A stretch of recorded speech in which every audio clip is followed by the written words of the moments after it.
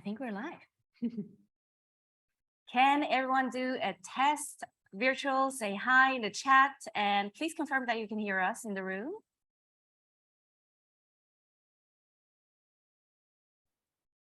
You have confirmations that they hear us? Okay. They can hear us very well. All right. Can you maybe do quick a mic test on the panel? Check, check. Hello, everyone. Hello, everybody. Hello. Hello. Okay, maybe. Hello. Excuse us. Yes, we'll do this like this. And you can share maybe this. Yes, okay. Better now. All right. How about the room? You can hear us well, right? Ooh, almost did an accident here. All right. Hi, everyone virtually. Hi, everyone in the room. I'm very happy to welcome you to this NGO CSW panel. I'm super excited and my heart is pumping. This is a live broadcast with our participants also in the US and in New York as is an official parallel NGO CSW. So CSW stands for the Commission on the Status of Women, that is being organized by UN Women every year in New York headquarters. And this time we're doing it out of Geneva, which is a virtual broadcast. We have sent an email to everyone who has registered to participate today. If you haven't received anything, we'll definitely share all the links again in Zoom that are necessary to participate on the polls, etc. We are recording the session. So in case you don't want to be recorded, please feel free to deactivate your cameras online. And if you don't want to get a photo through Julia actually here in the room, Julia Clausen, she's the young representative of BPW Germany. She will take photos throughout the event. So if you're uncomfortable, just reach out to her and then we'll make sure you're not being seen on any of the photos being published afterwards. Wonderful. Are we? Yeah, we're rolling. Cool. All right. So this is a collab event with BPW Germany, BPW Switzerland, specifically the young chapter of BPW. And we also have in the room BPW Geneva and Club Lake Geneva, which is the English-speaking club in the Geneva region, here with us. Thank you so much for supporting us and collaborating with us today. Who are we? We are the largest women's network. So we are a nonprofit business women's network. And we represent the largest group because we are 24,000 members worldwide. And we have a consultative status at the UN. And the values are basically we want to empower every woman to be financially independent. Now, there we go. So what we do is we believe in lifelong learning. We provide leadership trainings. We provide mentoring programs. But one of the most important initiatives that we have is the Equal Pay Day. This is something that we do on a global level and promote. So with that, you see the faces of the organization team. So if you're in the room, you can definitely mingle also afterwards with them. And we actually have a virtual moderator with us. So this is Naila Ventura. If you have any questions, if there are any technical issues, you can also reach out either to Naila Ventura or Linda Herzogmeyer, who's here in the room next to me. And you can directly just DM her, slide into her DM and let her know what's the issue. Okay. The timetable just quickly. So we have started now at 3 p.m. Geneva time zone. In the US now it's 9:04, I believe. We'll have 50 minutes of a welcome and introduction of the panelists. Here on the left side with me. We'll have a 45-minute panel discussion and then we'll take a look at the poll results. So we're actually sharing with you the poll link and QR codes here also in the room. So if you want to participate, it's on Slido. You can scan the QR code and participate in that poll. The poll will have different sections of questions, which will be enabled throughout the panel discussion. So you as a panelist are not participating, but everyone in the room can participate and everyone virtually as well. We'll look at the results and then we'll open up for Q&A. So that's basically it. 90 minutes. It's pretty quickly done with the panel. At 10:30 New York time and 4:30 Geneva time, the event will be over. We'll be ending the Zoom, and then 30 minutes after, we'll be leaving the room. All right, so everyone in the room with the phone and everyone in the Zoom chat, who can access the link. This is the Slido poll. And it's a multiple choice, so you can add as many selections as you want.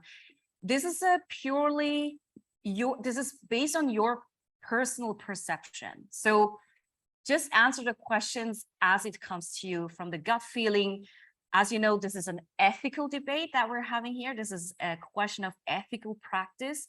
So moral and values, they can be different. And we all want to have a very rich and diverse and opinionated view of the poll results afterwards. So feel free just to participate according to your gut feeling. Right, I think everyone in the room has scanned the code. I'll give a quick introduction before we go to the panel on what is actually ethics, so that we have the same understanding and same basis. So ethics is a moral philosophy. So basically, it's a rational justification of what we do. Just saying like that. And basically, it's a process of questioning and examining the situation and looking at it and trying to defend certain decisions that we take in those situations. And then basically, I think this is the most beautiful way to say it, defending our values, principles, and purpose in life, inclusive of all stakeholders in society. So this is everything that we do as a holistic viewpoint.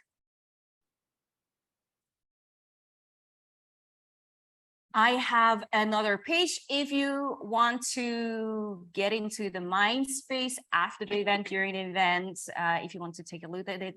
There is a webpage called thefemalelead.com/disruptyourfeed. And there are a few examples, there are videos, etc. And there are a few examples of newspaper articles on what has been said recently. So this is just to, tweak a little bit your synapses in your brain and to see where it goes from there. All right, now this is the time to introduce the panel. I am so happy to have such a diverse representation. We actually wanted to make sure that we have many people from different backgrounds, from different educational backgrounds, from different professional backgrounds, and also different life stories, right? Because this will shape basically the discussion in a different way. And this is what, if you're working in an ethics commission, this is what you want to have, is a richness, is a diversity, is inclusiveness of this pluralism of society that we're in, and to embed every thinking and perspective into this discussion. And then afterwards, after looking at all the arguments, you can basically say, okay, this is a different weighting, this is maybe less relevant in the context of the discussion, and then basically go from there. But I'm super happy to have you here. And I would like to start with Eva. Thank you very much, Sheerah. I'm super happy to be here. I'm very proud of what every one of us is doing, because there's a lot that we can do. I understood it right, 5 minutes, right? You have, Maximum. yeah, well, Sure. Exactly. I just want to say hi to everyone who's joining. I think it's great that you're interested in this topic. It shows, that for different reasons, something draws you to this. My background is actually, originally I'm from Berlin. I was at university for almost 10 years studying actually humanities, with a variety of perspectives on the human, or what humaneness means. Something like linguistics, psychology, culture studies, media theory, and art history gave me a little bit of an understanding of what the human is capable of. And then I came to Switzerland. I've been here for almost 10 years. And after 2 years, I realized technology is a very interesting thing. From the philosophy of technology, there's one theory saying that technology influences our thinking and thus our behavior. So whatever we put out into the world, the things we build shapes us significantly. That's why I decided to transition then into the medtech industry, and I've been working there now for 5 years, I just moved to an ETH spin-off, Greenteg, as head of quality, and I support them to bring a tech product to a market. Apart from that, I support the Swiss nonprofit organization Women++ as a board member. And our mission is to increase diversity in the Swiss tech industry, particularly helping women who want to transition into tech. And it's actually really hard. So if you don't have experience, almost no one will employ you. That's why we can speak up just a little bit. Yes. So that's why we are helping women with a software development program to develop practical skills that they help so that they can get the job on the market. And today I will particularly represent the responsible technology framework. Thank you. Okay. We just have to make sure that you're closer to the mics. Just, yeah. Great. Thank you. All right. You can also swipe on the tablet just once, and that's you, Liz. Perfect. I'm Lian, and I am here as the mother of 2 daughters because I care deeply about this topic, but also, even more importantly, as someone who works with parents to support. I think we just have to quickly. Should we move it closer? Ah, I hear it now. More? Okay. We can do it this way. Like you would do karaoke. Yeah. Yeah, like a regular mic, I thought. So should I start over? Are Why people hearing? Okay. I'm the mother of 2 daughters and care deeply about this topic and work with parents to ensure a safe and healthy digital life through a nonprofit I recently started called The Middle Road. My background actually started in tech, and I realized I had early exposure to AI through a summer internship using neural networks to improve bumper manufacturing. Sounds super exciting. I really prefer the social side of it, which is now how I got drawn into it by seeing a film about a year ago called I Am Gen Z. And it describes the social impact of technology, particularly mobile technology and social media on youth.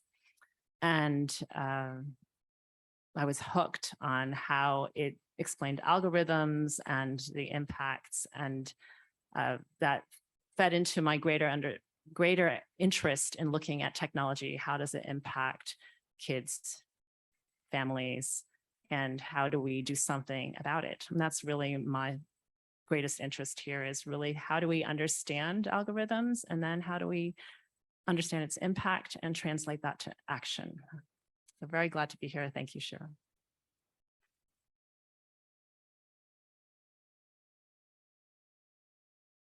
I think it's, yeah, it's you, Ursula. Close to the mic, please. I think I'm here the hardcore techie in the round. Closer. So I'm still closer. Good. Yeah. Currently, I mainly work. It's still not close enough. Good. Yeah, now I hear it as well. So I work as a responsible or ethical AI advisor at my company Sciform. And I originally started engineering and computational science. And I have to explain this. So computational science is not the same as computer science. It's actually a mixture of applied mathematics, where we focused on numerical simulations and machine learning. And the second part is so-called high performance computing or big data, large scale computing scenarios. And I'm someone with additional interests.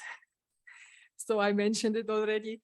I had a Latin and ancient Greek high school main experience. So I also very interested in philosophy, and I'm very happy that now ethics became so important in the AI world, but also in the business world. And it's really great that I can combine this. And I think that if we have a more interdisciplinary and ethical approach to business and AI, that we could really transform society or be at a really different and better place as we are now at the moment. And yes, I consult mostly industry customers in my company, and I also lecture at the Hochschule für Wirtschaft in Zurich, usually also to business professionals in certificates of advanced studies about an understanding of AI. So AI literacy is a very big issue, and AI ethics. And besides that, I love mountains and mountain biking and Qigong. So I'm very untechnical in my free time. Thank you, Ursula. If we swipe here on the, yes. Perfect. So Maya, it's your turn. Close to the mic, please. Yes, I think it's okay. Hello, everybody. So my name is Maya. I'm the founder and the co-president of StrukturELLE. So it means that the problems are the structures. If the problem is good enough, everybody finds a place to be, to live, and also to work.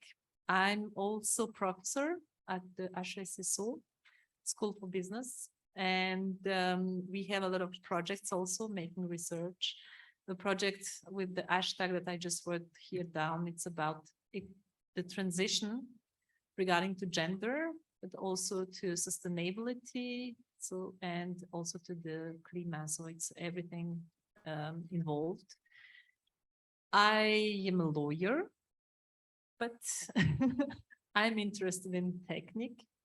I made some applications. I have one innovation in mechanical engineering also, and I am tech-affine, so that's it. I work for good governance, for compliance, not only the digital compliance, but also the gender compliance and the communication compliance, because it's not just translating things. And the gender fairness is part of it. It's not my own opinion. It's just about human fundamental rights. And then at the bottom of the thing, I just put some words about what we will speak after. So I'm a survivor too, because I was born in Sarajevo, and it's here in Europe. And I know how the human being can really just go on the non-ethical part, just lose the respect of the human persons. And this is why I'm really lucky of being a survivor. And I'm also a privileged person because I'm educated, I'm white, I'm in Switzerland, and I now feel that I need to give a little bit of the chance because I survived to gain more equality and to gain more equity in this world. Thank you, Maya. And then we have Maude. So hi everyone. So initially I thought it was 5 minutes for everyone, so I prepared a shorter introduction. So my name is Maude Lavanchy. I'm a research fellow at IMD Business School. I'm an economist by training, and I'm generally passionate about sport, economics, and new technologies. I was also a former semi-pro volleyball player. And like my connection with today's theme is about my research.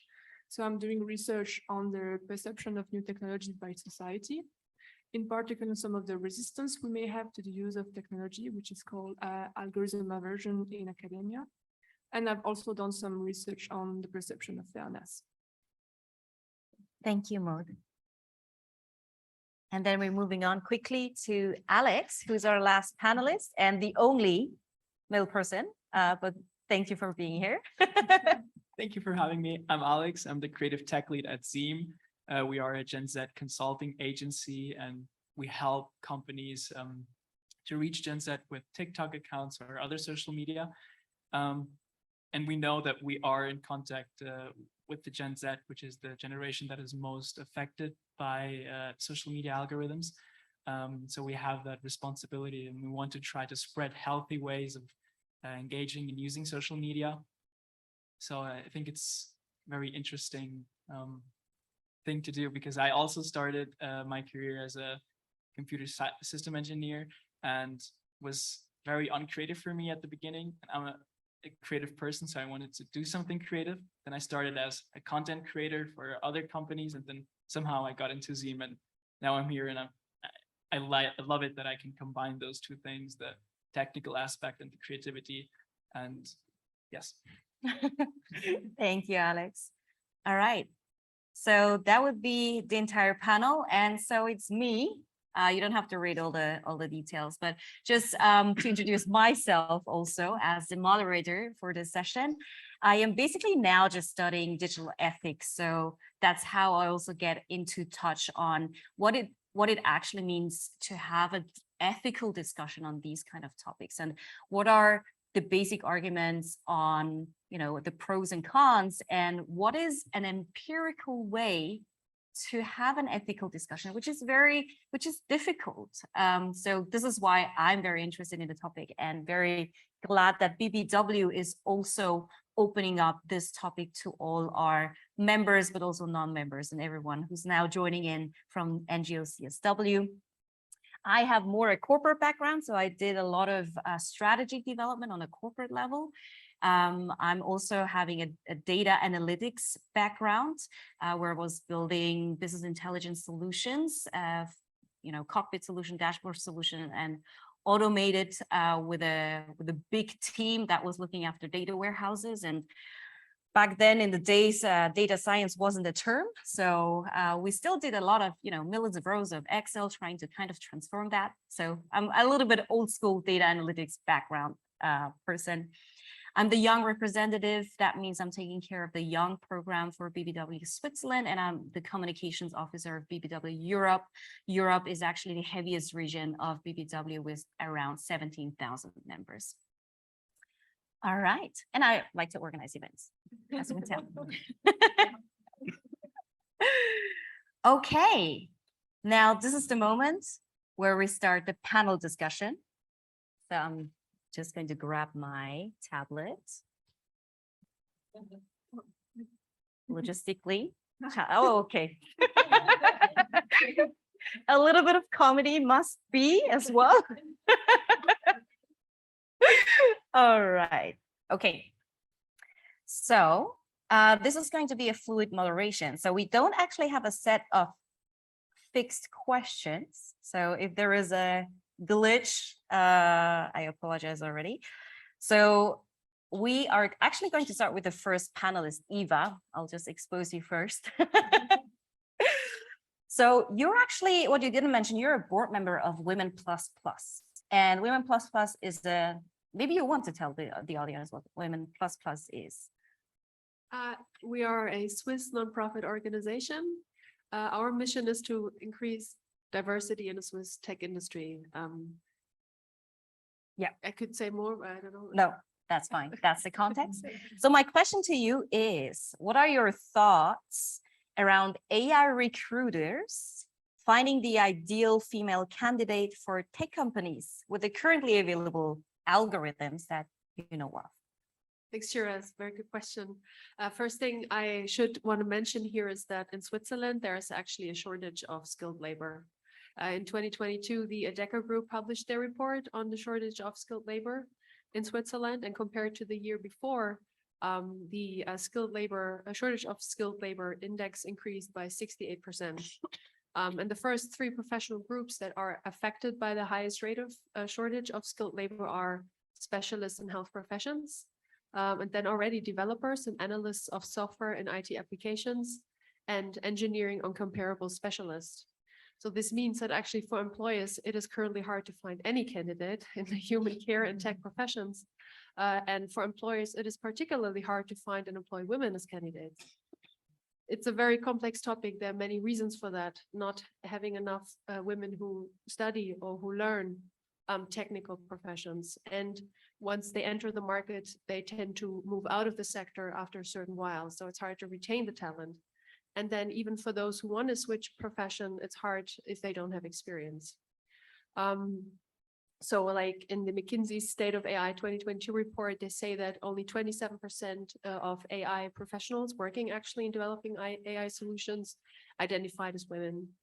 And now, yeah, as regards to state of women, this is something where Women++ helps, for example, but we have developed a program called Deploy Impact. It's a 6-week remote program where women, but not just women, can take on different roles, such as a project manager, a data scientist, UX, UI developer, designer, and software developers, just to get that kind of experience that you need to even get the foot in the market.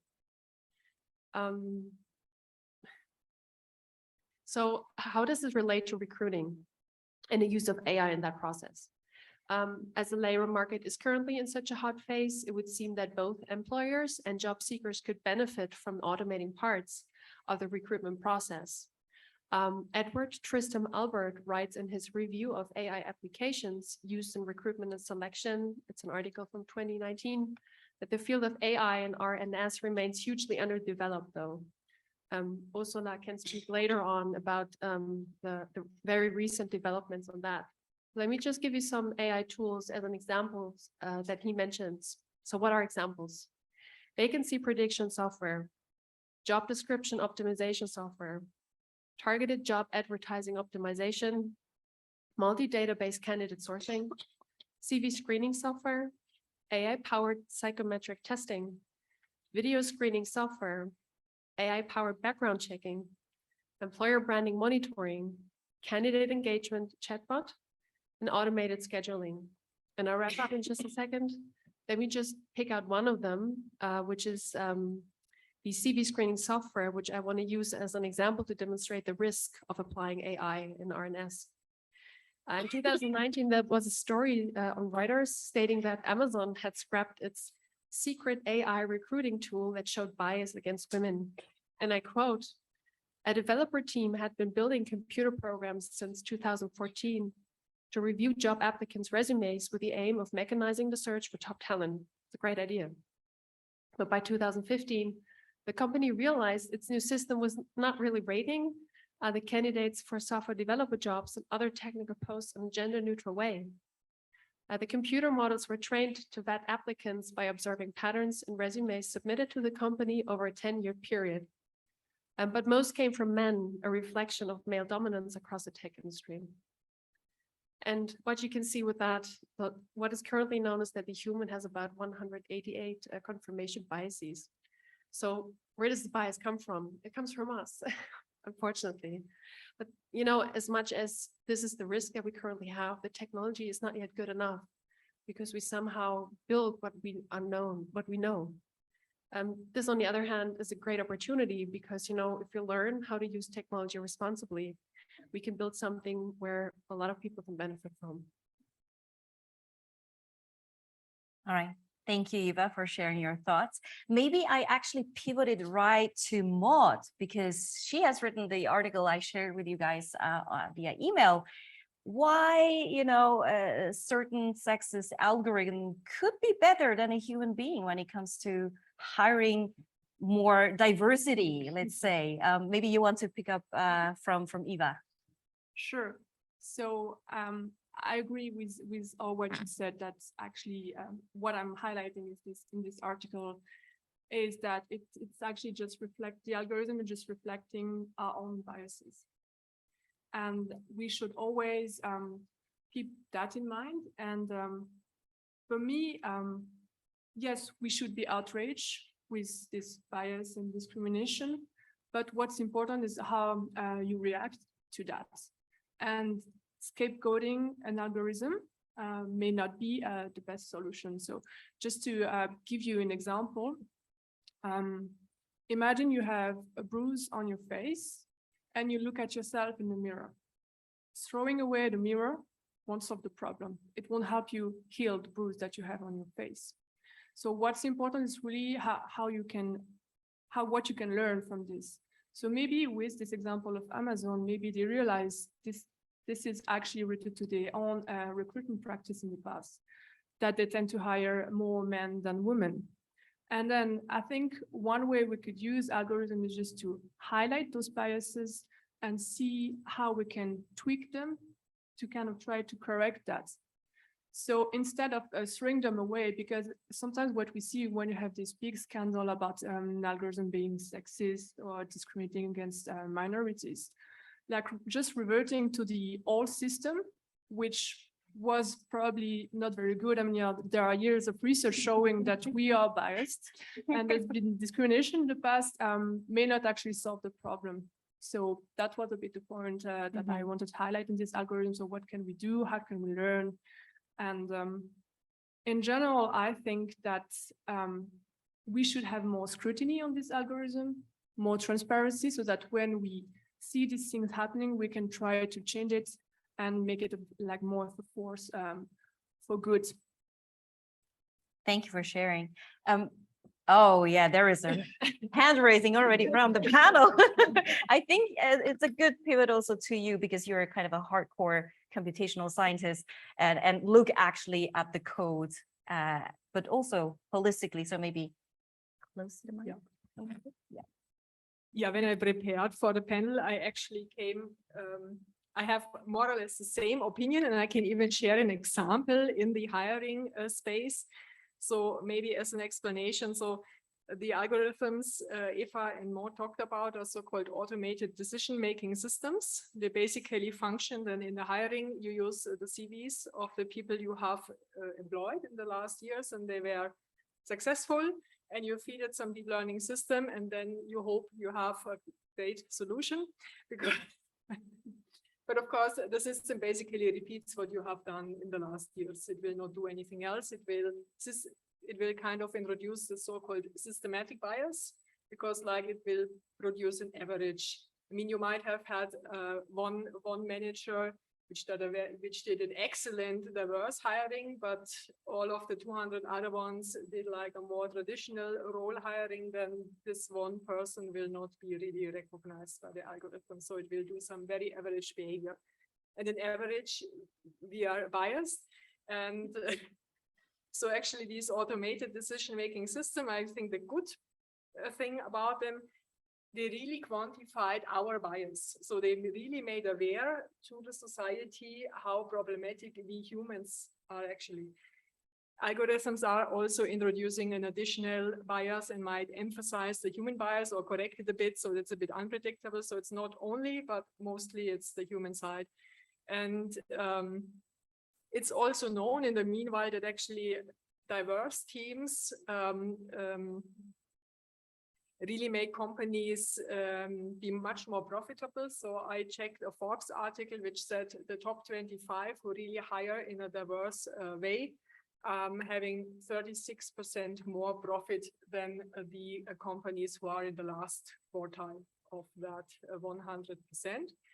And now, since actually they help us to make our bias aware, we can really go and use them to show us what we do wrong. So in hiring, for example, it's now possible that you use the job description, you feed it to an AI, and it helps you to improve the job description in a way that it is more open to women or minorities and so on. So that's one way to help.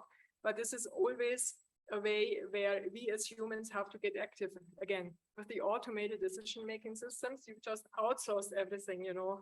Hiring is inefficient, it's not working, it's costing us a lot of money, so let's get outsourced. So that's not working. But if we use the software, so if we get active and we use the software to help us, then this would be working as well. So other examples are widening the talent pool. So it explains, for example, to add a couple of more sentences or descriptions which draw even in more people. And now I've got the rest. We can come back to that afterwards. Yeah, But so you're there are more examples in this direction to help. And sorry, no, I forgot it. It's back. So you can of course formulate diversity goals, diversity and inclusion goals internally, and then you can also, the AI can help you to achieve this basically.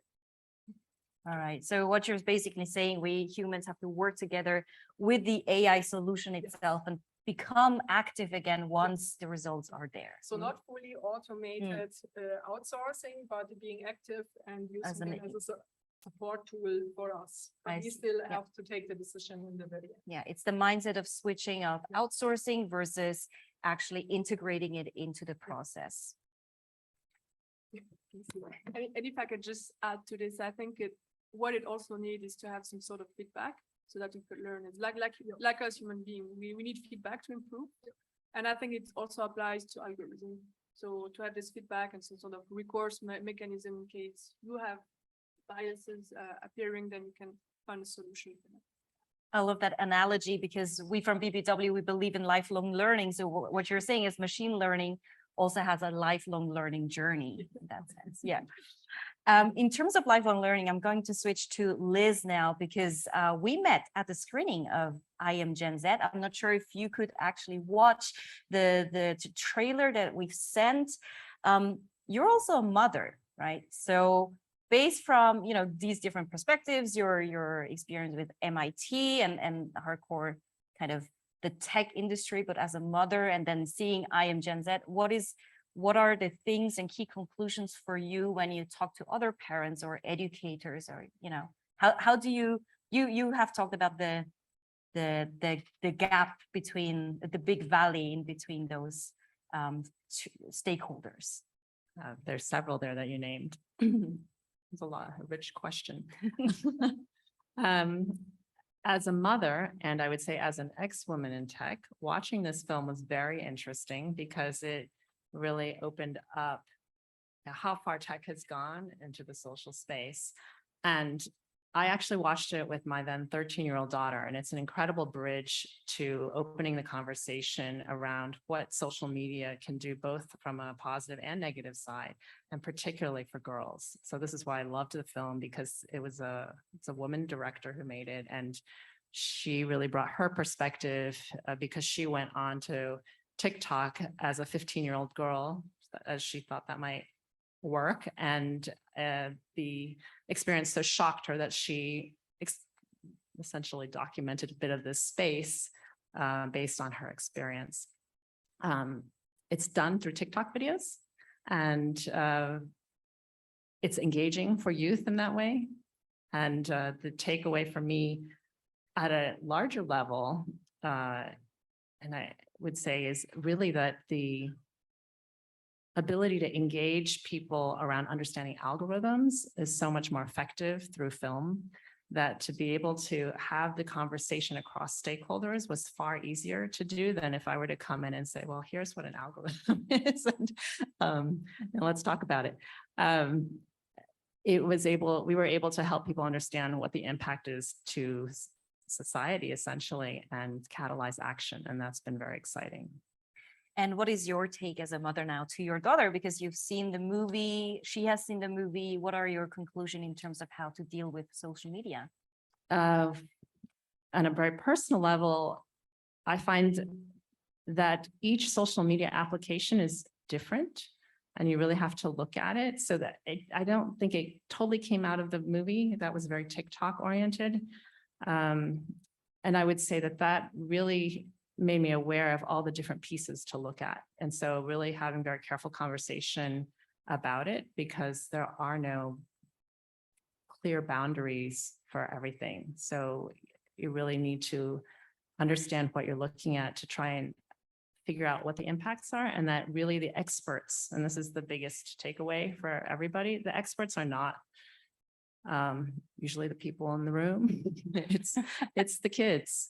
And it's the 14 to the 18-year-olds or the 18 to the 24-year-olds, and it's not the people making these decisions. And that is what we're seeking to inform a lot of what we're doing. Yeah. So basically next time when we have the event, we have to invite in more teenagers. But I'm really happy to have Alex actually in the panel as a Gen Z representative. She really just talked about TikTok now and Gen Z movie. You as a representative, but also someone who curates TikTok accounts. You know, the biggest TikTok accounts in Switzerland is curated by Zeam, the consulting company. What are the things that you see in terms of, in connection to psychological safety? Maybe that's the question, right? And maybe critical thinking when it comes to young girls and women. Well, one thing that I noticed is that we have some channels that have much younger people watching, and those are the channels that normally we see the biggest effect, especially those channels where we do, for example, street interviews, and we interact with the viewers, because then we directly see what the videos that we produce make to the audience. And what I noticed is that it started off very healthy, and then as it got more popular and everyone started knowing the channels, there was that everyone wanted to kind of be in the video, and then they had to be like more special to be in the video and more special. And then we started noticing that maybe if we continue doing it that way, that the way we're doing is not healthy for the audience. And then we started noticing that we have a very big responsibility, because we have we see both sides. We are Gen Zs, we consume ourselves, and we see the other channels, and then we are at the other side when we produce videos. And then we have to understand how can we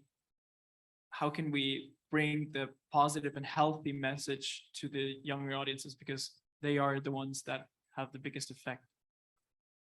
And when we were talking, you were talking about these bubbles that people are kind of captured in. Can you maybe say a little bit about that and your recommendation on maybe also younger people who have doubt online? Well, what I noticed is when I started, when I first downloaded TikTok, I was into the gaming niche, and then I always saw those gaming videos, and I wondered, everyone in my school has TikTok. Do they all also get those gaming videos? And I thought, interesting. And then I started noticing that everyone has a different For You page, and everyone consumes different things. And sometimes you see, for example, a trend, and you think everyone knows it and everyone has it on their For You page as well. But then you're the only one that saw it. And those are the things where I think that your perception of reality can really change and be different to your neighbor or your best friend. And it's very important that you communicate more, that you talk about what you see on social media, because as long as if you don't see what others see, you will never get that overall view. And what I do is, because we have so many different channels that we curate, I sometimes just switch over to the other channels and look at their For You page, and then I see that it's very different. It's different people, sometimes even different languages and different niches. And the cool thing about, for example, TikTok is that the algorithm is very good at noticing in which niches you're interested in, and then it shows you those niches. So every creator has the potential to bring their videos to the wanted niche. But then again, the downside is that your perception of what you see is very different to everyone else's. Can you quickly explain in a few words what is a For You page for everyone who's not using TikTok? So the For You page on TikTok is For You page. On Instagram, it's the grid or the feed. And it's just when you open up the app, the first thing you see is the For You page is what the algorithm thinks you should watch. And then most of the times it's built in a way that you can, if you don't like it, just swipe down or swipe left, and then you get the next video. And it just continues on. The algorithm gives you video after video after video. And it's based on your interests and the things you liked and interacted with before. Mm-hmm. So I'm actually looking at Maya, because with your background on data privacy, but also just in general privacy topics, TikTok, people are revealing quite a bit of their private life. And you were talking about how certain things are relevant also from a gender lens perspective and looking at things. Can you maybe react to Alex's observations? Yes, of course. So it means that now the social media, they just give you the content that suits to your personal interests. So it means that you lose somehow the critical thinking and also the curiosity. And all of these two parts are strictly linked to the ethical part of the ICT. So the other thing is that we know these problems since 1948. In 1948, we had the first writing paper that came out saying, hey, ethics are really important in the IT development. So it means 75 years ago, like the age of the BPD. Yes. It's not related, but yes. No, it's not related, but it's a long time. So it's a long time to think about things that we need to think. I think time is now to implement. We have enough words. Now it's time to implement. And why is it so important to get the things done? Because it's not only about ethics, moral and all of that. It's not only one step up about deontology. How do we work? It's not all about law, it's about practice. We need to go these steps further to change the practice, the real life, the analogical way of thinking, the analogical way of being. But we need also the EID. So it means we all have one digital identity. And this digital identity, we need it to get some services from the private or public sphere. And when you are interested in tech, the algorithms will define you like a man. And when you have a digital identity that is a girl, you will have some videos regarding to cooking or to dance or things like this. And this is not okay. Why? Because we need to develop this curiosity and this critical mind, and we need to go out of the stereotypes. Now, perhaps something more concrete, because it's all words one more time, but what does it mean? It's my identity, it's who I am, it's my fundamental right to be who I would like to be.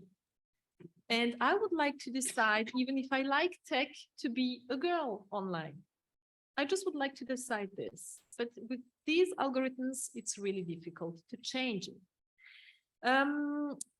This equality starts, like Eleanor Roosevelt says, in small places. And the digital, it's not a small place, it's a big world. So we need to address the inclusion, to address the equality, because it's not working in a sustainable, gender fair way.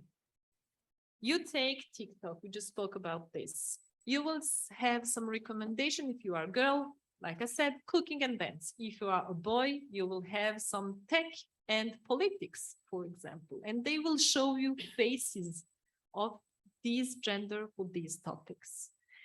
Then you have Instagram. If you show your health, if you are naked, you will get more likes. So show your skin and Your get more skin. likes. This is also not okay. And then you have Tinder. If you are a woman, if you have, the more diplomas you have, the less match points you will get. So it means that if you are a girl and you have a good education, it's a stereotype that says, oh, the knowledge is a power, and you do not suit anymore the stereotype of being kind, you know? And that's just a fact, because it's like this that the algorithms are done. And this is just the first part about stereotypes. And then we go to these automatic made decisions where they make calculations. Oh, to do work, you are 31, it means do not hire this person because it's the age, the average age of the first child. And you do not come through the algorithm. And these biases just make things difficult for girls and women. There was actually a particular aspect that you were saying. There is one EID. Can you tell us a little bit on how it's actually done in practice in Switzerland, so that we actually know what's going on with our EID? So we need to develop that more. We had one first votation about that. It didn't come through. And now they work in a really good, diverse, inclusive space to develop this EID in a sustainable and equal way. So we've learned from that. And we also need to say that this digital identity is used in the automatic decision process for also public sphere. So it means if you have to get some insurances, public insurances, you will go through that with your identity, digital identity. If you look for a job, you will use that. If you go to the hospital and you need some transplantation or some medical decisions, you will also use this, your personal digital identity that is not only defined in the way you defined it, that will go in all of your social media and have a look who you really are.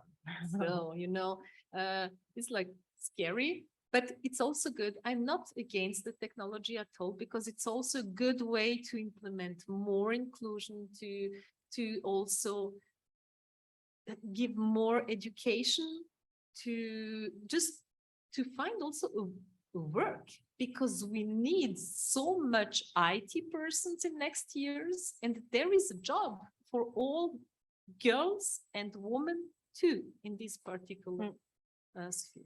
So we had a little bit of a big brother vibe now, someone watching over us in terms of our privacy. Maybe I go over to Maude, because you are also looking at what you mentioned before, like a human AI interaction and is it a natural aversion against algorithms? How would you say that, you know, in terms of how we also should maybe consider interacting with, you know, algorithms and platforms?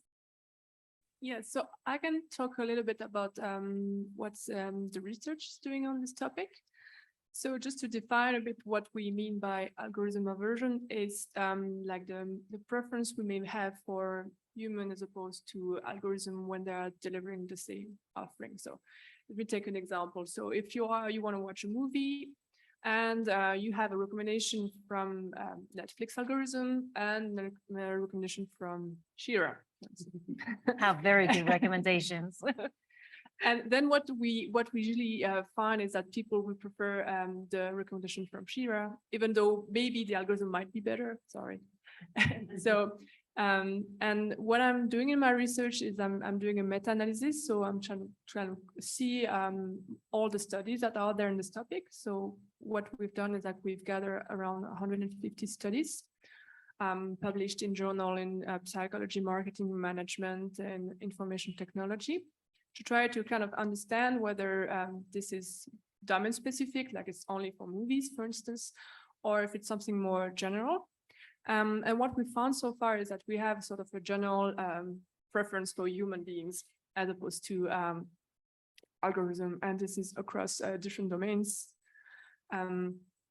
And regardless of the performance of the algorithm, so even though maybe the algorithm is better, we still prefer to go for the human beings. And I think to kind of connect to what we discussed before, there is a study done by not by me, but other co-author from other author in the US, where they looked at whether you prefer to be evaluated by an algorithm or a human being, for instance, in the context of hiring.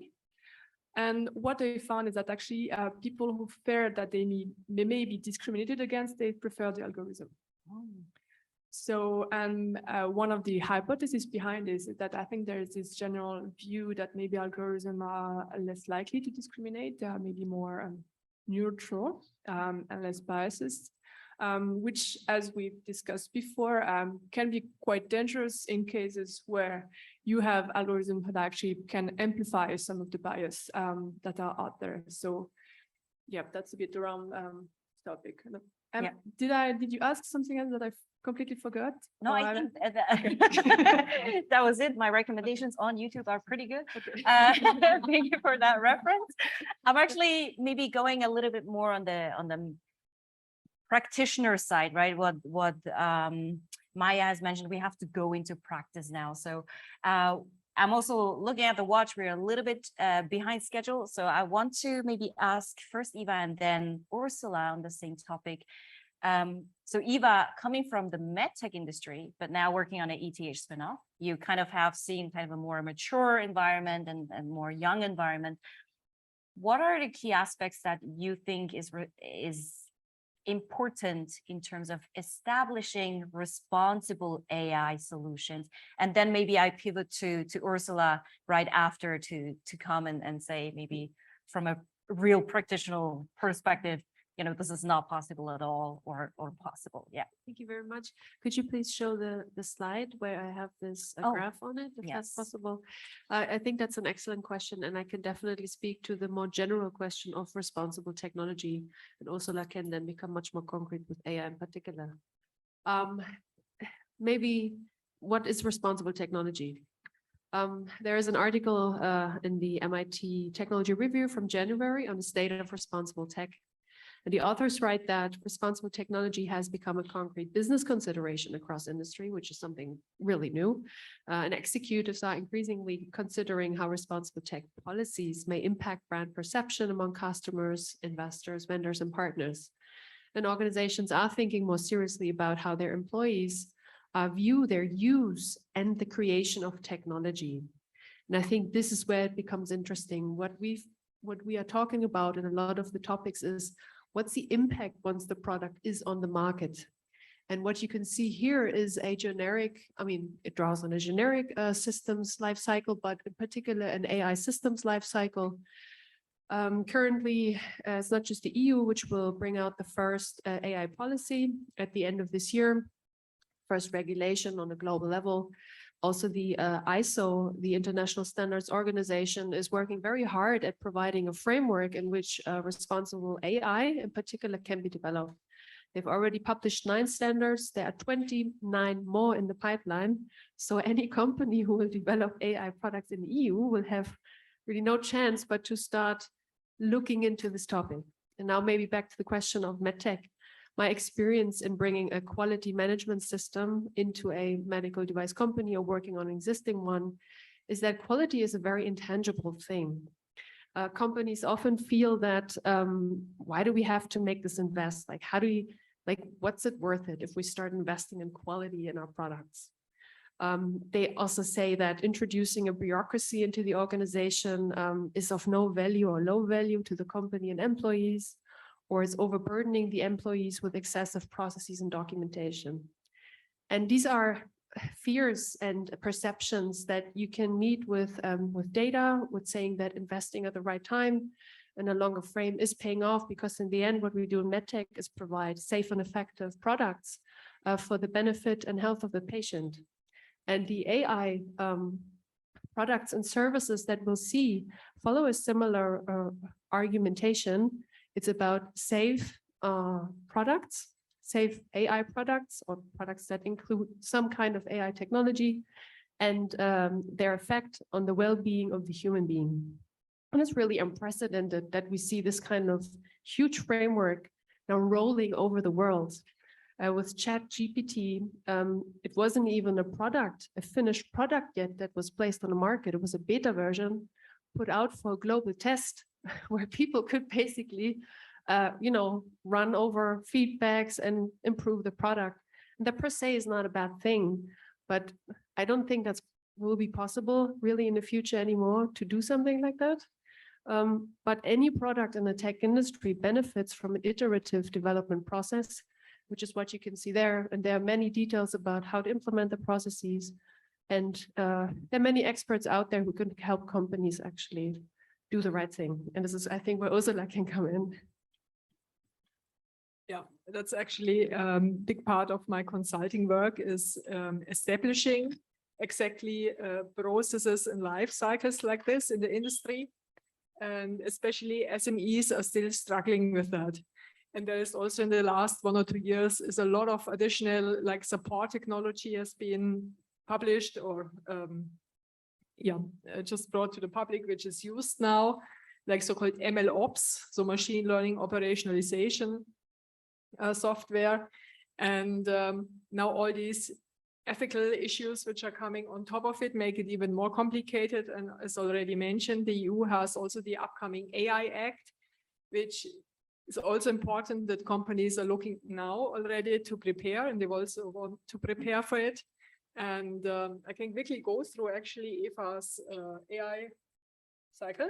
I think we don't have time for that. Then we leave it out. But what we can one thing then, it's the inception phase. So it's very, very, very important that all the legal and ethical considerations are done during this inception or ideation phase, not later. This is when you talk to the stakeholders, or even this is usually omitted or not done extensively enough. So it should be the tech people, the management, they should sit together, the stakeholders, internal, external shareholders, they need to talk, design what they want, discuss what they want, and then also think about the ethical implications. Even better, think about what kind of ethical values they want to realize and what kind of legal implications are there. And also prepare already for the upcoming UI Act and GDPR. Data protection is always a topic which is also addressed at this level. And that's actually the important part. So if you have it at this stage, then usually things are going quite well. It's the hardest thing to be, yes, but this is 80% of the problem. All right. Because otherwise, maybe one sentence, if you're at the last stage before production, it's over. You can basically start from scratch again. I mean, to rescue the thing there. Also, if you have the wrong data, maybe your entire model is wrong and it's not working. So there can be a lot of issues from a technical, ethical, and legal perspective. So it's really good to. Okay, so everyone who's in the call, who's from a corporation, they should start now looking into it. So we're running a little bit out of time, but I want to give the mic still to Alex first and then Liz. As Liz, you can do the final conclusion from your side. Alex, we just talked about ChatGPT. I heard that Zeam is using ChatGPT internally. Can you talk a little bit about that and what kind of critical thinking are you applying while using it? Well, we started using ChatGPT at first to generate the text for the Christmas cards because last Christmas it was like ChatGPT wasn't known as much as it's now, and it was like very flashy when you had a Christmas card written by ChatGPT. But then we started thinking that maybe the creative team can use ChatGPT for the brainstorming sessions, because we have a brainstorming session every week. And then we talk about the scripts that we're going to use for the next few months or the upcoming events when we can film and produce videos. And sometimes having a bit of ideas that you get beforehand, you can think about, is very good, especially when we have over 15 clients that we have to talk about, and then you're thinking about insurance companies and content for insurance companies, and then it's a switch to fashion brands, and then sometimes you get stuck in those thinkings, and it's easier if you have like some ideas generated by an AI beforehand. And then what we started doing is we post over 50 TikToks every month. So we started scratching the data that we have, that we generate, the hashtags that we use, the interactions that we have, and we started to look for connections between the videos that we post that work well and the videos that are trending on TikTok that also work well. For example, if there's hashtags that we use that the videos trending on TikTok share, that they also use those hashtags, we take those hashtags and put them in the script generating process with ChatGPT. So ChatGPT can create scripts based on the hashtags that we use and that we know work. And then in the beginning, it worked very well. Obviously, the scripts are never as good as if a person does it, but it's good for a first idea. And then I think over time, ChatGPT got less and less creative. Maybe it's just because everyone started using it, and then the ideas got crazy, and then I think they turned the dial a bit down. But then there's a whole community where you can use exploits and jailbreak ChatGPT to find or bypass those guidelines. We tried doing that, but then every time we have a crazy idea that ChatGPT gives us, we go on TikTok and look for it if someone has already done that, because obviously we won't do that idea, but sometimes I just wonder, it's such a crazy idea, it's so stupid, why would you do that? And why does ChatGPT give me that idea? And then I go on TikTok and someone actually has done that and it worked. So there's a thing called ASMR, and it's like people whispering into the microphones and doing like stuff like that. And that's like a whole community, and millions of people all over the world watch ASMR content. And I asked ChatGPT, give me an outside of the box idea for ASMR content. And if you use ChatGPT from the API, so if you don't use it from the browser, there's a parameter called temperature, which is the creativity of ChatGPT. And you can turn up that dial to make the answer that you get more creative. Normally we use 1 to max 100, but if you put, for example, 500, the crazy idea that it had for ASMR was, instead of putting very quiet things next to the microphone, putting very loud things such as chainsaws and or hammering your microphone. And that's so stupid. But what happened is I went on TikTok and Googled it, and someone has done that and it had 12 million views. There's a guy hammering his microphone and it has 12 million views. And then I think, like, especially from a business perspective, those videos can be funny, but they just go up to that point where it's not healthy anymore. And we try to find that balance between having a catchy idea, but still being something that we would want our children to watch as well. All right. Thanks for the insights. So now, Liz, I'll give it to you before we go to the poll results, to give maybe a final word. Either you choose to take one of the speakers' key points that were important to you, or you can also share from your recent event when it came down to kind of one-on-one parenting on, having a healthy digital life with, as a parent with your child. So I leave it up to you to pick. I'm going to do both. Oh, okay. Because it was a very natural segue, what Alex said, because I used ChatGPT because I was curious, what can it tell me as a parent? How can you ensure your child is going to have a safe and healthy digital life? I was impressed. And then I asked it again a few weeks later, and it changed. And I was more impressed because it changed for the better. But what I realized too is what I'm doing has to be more than ChatGPT. And what we're doing is looking at safe and healthy foundations for healthy development, safe development for kids. And an enormous part that has become clear to me in the last even weeks, it just keeps getting more and more intense, is it's not just about development or healthy development, I should say, it's about safety. And access is an enormous part of that. And to highlight what we're doing for the parents with young children, which is the class that you mentioned that we ran, or I ran this past week, is we're highlighting 3 things that are really important. Psychological safety. Parents really need to think about how to create psychological safety for their kids. So if anything happens, because this is a boundaryless world, that kids are feeling safe to go to their parents. And if not, then there need to be other options that society needs to create. The second piece is really thinking about your values as a family.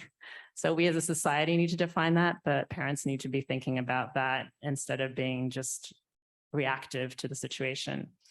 And the third is really thinking about attention. In the last couple of years, there's been far more research on parent phubbing. If you don't know what phubbing is, it's phone snubbing. Everybody's either done it or been experienced that while you're in social interaction with someone and they pick up their phone quickly and look at it. That break of that interaction, when parents do it, is shown to have direct effects on children's long-term development. And so this is just coming out, and how this is going to play out from an ethical standpoint is really interesting to see, because algorithms contribute to trying to hold attention. And does this matter in how we think about our own human development? So I leave you with that thought. Thank you. And this is a collective experience. I think that's the other thing to think about as a parent is if we really reflect on this, we realize that this is something that requires everyone to ensure we have a safe and healthy world for our kids in the digital space. And that requires everyone to step up and be responsible. Thank you. Thank you, Liz. Can I have a big applause for the panel, please, in the room? And I think that was a beautiful wrap up because we are now turning and asking actually everyone to pick up their phone somehow again. We are looking at the poll results and we still have like 20 minutes until the end of the broadcast, but I want to speed it up just a little bit. So we have a beautiful, talented entrepreneur online who is actually doing the poll results for us. Naila, are you with us? I am right here, Sheerah. I have loved being part of this. Yes. So, Naila, can you run us down through the poll questions and the results? Yes, absolutely. So I'm going to, as you could see, there were 3 questions that you were asked, and I'm going to share the results with you now. Let me see. Are you able to see the results? Your screen. I'm not sure if, let me see. I'm not sure if this is showing the way I want you to see it. Can you see the results? Nope, we can see you and we saw the QR code. Okay. For some reason, I think now it should be working. Okay, I practiced just before and it was working. I'm going to try again.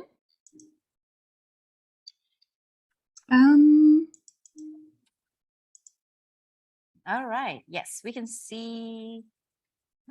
Oh, yes, there we go. Okay, thank you. Sorry about that. So the first question that we asked you, what AI algorithms and automated systems you're familiar with?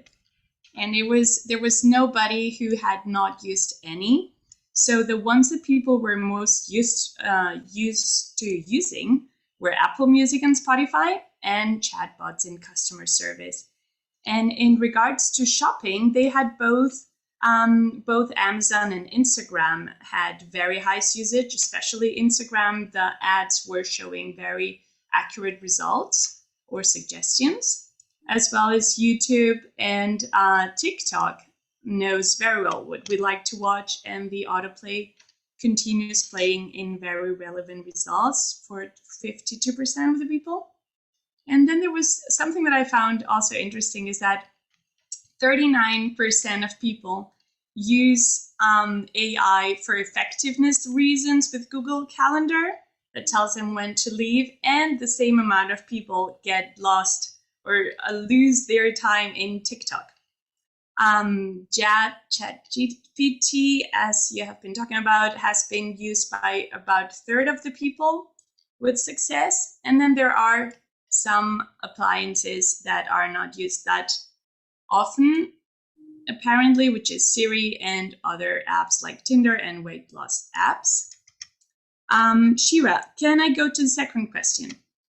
Yes, go ahead. I think there is actually some people that have chosen my company uses facial recognition to back in. So just so that everyone in the room and also in the virtual room knows, there are companies where you just have to basically appear on this on the entrance, and then it recognizes you're an employee and will let you in, so that you just know what it means. Yeah. Exactly. Yep. So it was 4%. So it's clearly still very new, but it is indeed being used. I'm going to move on to the second question, which was, how do you personally experience human AI interactions? And here I also found it interesting that it was rather split. So we have exactly half of the people who have the feeling of being watched and feels uncomfortable by it. And even 40% find it overwhelming because they don't really see behind the curtain of what's exactly happening. But on the other side, almost half of the people, 44%, find it inspiring, human AI interactions, because they find that it expands their horizon on what's possible. Someone And added a vote, I think. I think someone just voted. The result. That came in timely, and all 21% find it now. 20%. This is very very current. So 20% find it very helpful and helps them save time, but again, 20% find it annoying because it doesn't really get them. It doesn't recognize them. I think it's something that you have been mentioning too, and I just find it interesting to see how split it is. Some people love it, some people really don't. Forgetting the time with all the very relevant suggestions is something that happens too. Again, it changed about 14% of the people. And you also mentioned how some people prefer to use it or appreciate AI because it helps them remove several blockades. And I found here that 14% agrees with that. And it brings, for 5%, it brings structure into chaos. And there were 5% of the people who responded who does not find any of these answers relevant to them. There was nobody, though, who had an aversion to use AI in any form. Interesting. So one is keen. So maybe we can go to the last question. Yes, sure. Glad that we have time for that. I found this very interesting. What are the ethical debates that we see surrounding AI algorithms with respect to diversity, equity, and inclusion? I find this answer very interesting. I wonder if I make my screen smaller. No, I wanted to show you all the results at the same time. Okay, so almost 70% of the people who answered said that there is a lot of bias due to lack of diverse data sets. And almost as many people, 61%, find that they are giving up on their privacy. Okay, I see that people keep answering, which is good. So now we have 55% of the people who feel that they are giving up on their privacy and data, but they still do want to access useful tools or social media platforms. So it's a bit of a trade-off, and I think we can all relate to that. And for some people, I said some because I knew it was going to change. For 48%, the risk currently is high because questionable normative moral values are being fed into algorithms. And I wanted to say that there's a positive point, though, for 62% of the people that say or agree that algorithms allow to amplify existing stereotypes of women in society. I found it in all of the answers, I found it very interesting to see how there are very, very split opinions. And I think that makes for a very fruitful debate. I would love to mention that 38% of the people, 41% now, have the perception that male coders and programmers sometimes forget or discriminate the other genders or women of color. And 36% feel that we need more regulations because the narrative of no boundaries to deploy AI into the economy is daunting. So we have about 40% of the people who feel discriminated and also underregulated. 32% of the people would like to have more transparency, which I think goes hand in hand with having more regulations, and also wonder if it's okay to be normalized by AI, to be put in a drawer, I guess that would be. I'm going to scroll down so you can see the rest. We have almost 30% of the people that find it is a very high pressure to look and behave a certain way, according to social media's content algorithms, Instagram and TikTok. And in terms of hiring, which I thought was also a very interesting topic, They say 27% of the people say instead of promoting DEI in hiring, it has currently an opposite effect because there are not enough female leaders as role models.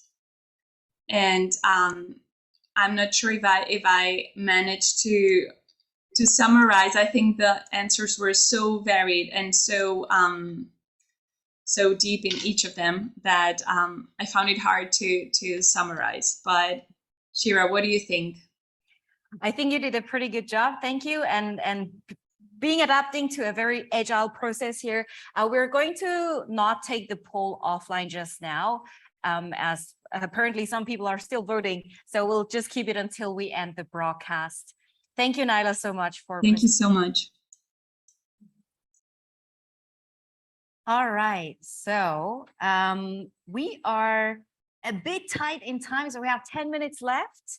I would like to open the Q&A session here in the room and virtually. So if you have any questions, please send them through in the chat in Zoom so that our moderator Naila can afterwards pick a few of them out. I don't think we have so many minutes left. So I'll just open up real quick here on site. Do we have any questions to the panelists?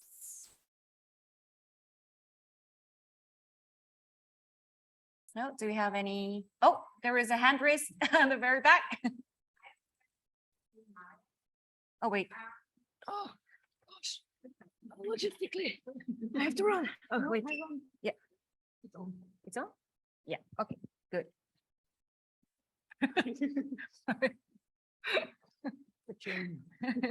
So hi, my name is Katja. I'm also Generation Z. And I have a question to you, Maya. You told us that especially the algorithm does not really make use of gender and something like that.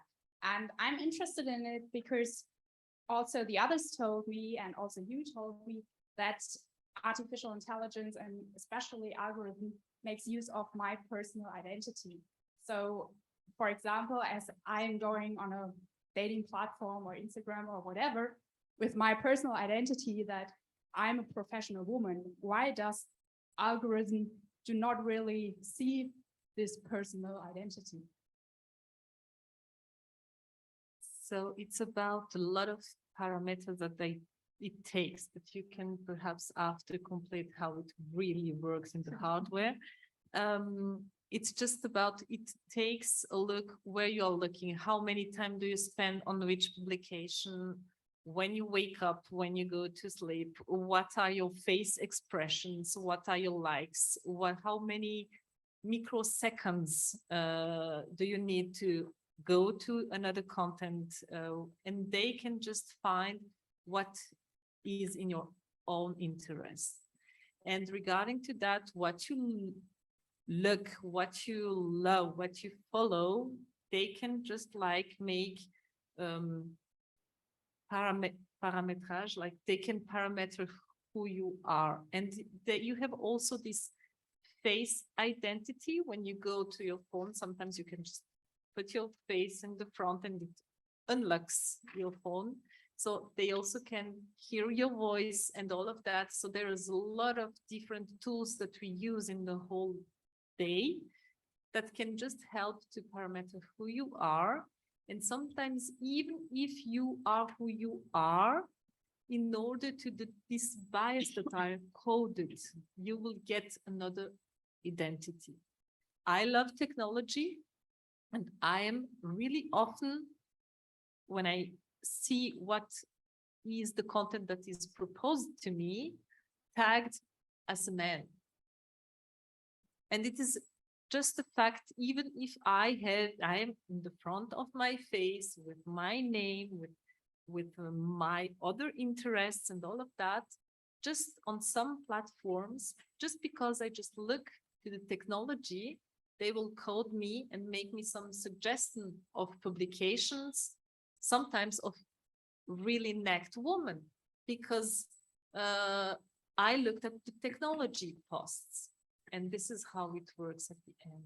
Okay, thank you for the answer. Then I have a follow-up question, not only for you, also for the others. As you told me that especially the coding is a problem in for this algorithm topic. Do you think that, especially because male-dominated jobs are currently most of the coding systems, do you think that those biases are the most important or most influential aspect in algorithms? So do you think when we support women to go into the tech area to code those algorithms, do you think that this will be successful in the future? Thank you. Very good question. Bias is one thing. I think the other thing, and this is what you presented, Alex, is the choices. Throughout the whole product lifecycle, from the idea to taking off the market, a lot of things happen and a lot of choices are made based on data, which can be biased. But, you know, taking this example of a company that says, for whatever reason, maybe you have values, however way you introduce it in the company, we want to do this and not that. And that's what makes a difference also. It's not the programming itself, it's more the purpose of the software and how you do it and what data you have. And maybe if you're white, you forget about people of color, because this is, for example, a big problem in healthcare. So I think to have a diverse set of ideas, it's important, and also to have this kind of awareness that there are also a lot of diverse people affected by the software. So Thank you for answering the question. Thank you. So we have one question from online. I'll just use this microphone. There's a question in the chat. As someone from a non-tech background who aspires to be in the AI field, do you have any advices or any suggestions on the programs that encounter and empower women to get into this field? Don't know. Yes, I mean, I can say Deploy Impact starts again this year. So just go online on womenplus.com and you can register your interest for this cohort of this year. You could take on a role as data scientist, for example. Of course, there are many other possibilities. There are boot camps, there are free online courses, and this is one part of doing it. The other part is try to find some kind of practice project in which you can apply what you are learning. It can be an NPO, it can be for a company. Try to something where you get paid as well, if possible. Of course, you can also do pro bono work, but try to combine the knowledge, the theory with something practical. And there's a lot of opportunity out there, and a lot of people who are doing projects. there are also companies like TechFace in Zurich. They particularly help women to get into the tech. Yeah. So basically looking at the location where you're at and look for it. Maya, last words? Last word. There is also one national program meeting regarding to gender and digital. And we meet all these techies and this interdisciplinary world to discuss those thematics. And this is supported by Swiss University's program. And it will be on 7th and 8th September in Lausanne this year. And there we meet, and there we meet all these organizations, but also SMEs and also politics, you know. So everybody who is working in this tech and the gender questions. Wonderful. I think that's a beautiful note to end the panel. We have actually something to share with you guys to end today's session with you. Is everyone seeing online as well? Yes. Yes. So thank you for being here with us. This is a video we wanted to share with you. It's from the International Women's Day 2023, which was Embrace Equity, but also, as you know, the priority theme this year by UN Women and CSW is how we can embrace technology to make a better place in terms of gender equality. So this is their promotional video. I will show you the video and then we will end the broadcast and the panel. Thank you very much for being here and have fun watching the video.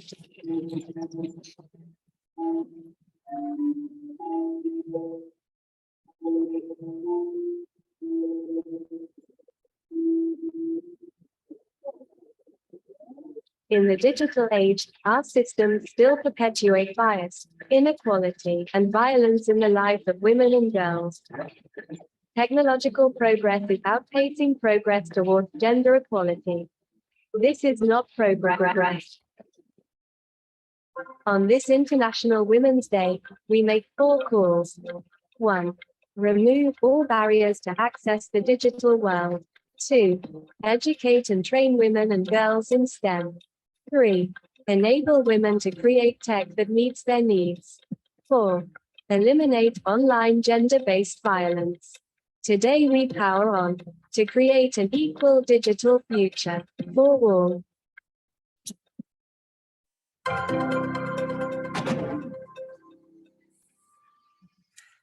Okay, thank you so much for taking part. There is a, as usual, thank you slide. Thank you so much for taking part online and with us in the room.